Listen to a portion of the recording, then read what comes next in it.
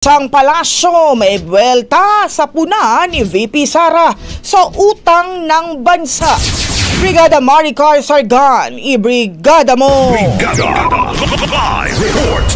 Binuweltahan ng palasyo ang naging pahayag ni Vice President Sara Duterte kaugnay ng lumulubong utang ng Pilipinas. Sa isang rally sa Australia, kinwestiyon ni VP Sara ang mahigit 16 trilyong utang ng bansa at sinabi niyang hindi naman daw nararamdaman ng publiko kung saan napupunta ang inuutang. Sa press briefing sa Malacanang, iginiit ni Palace Press Officer Claire Castro na hindi lamang sa kasalukuyang administrasyon nag-ugat ang naturang utang.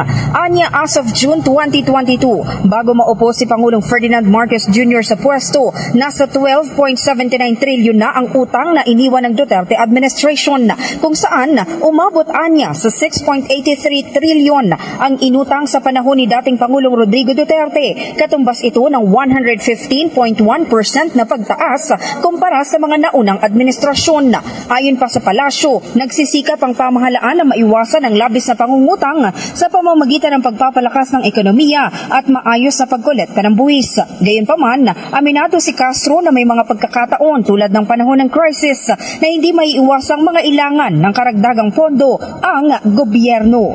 In the heart of changing lives, ako si Brigada Maricar Sargan ng 105.1 Brigada News FM Manila, The Music and News Authority.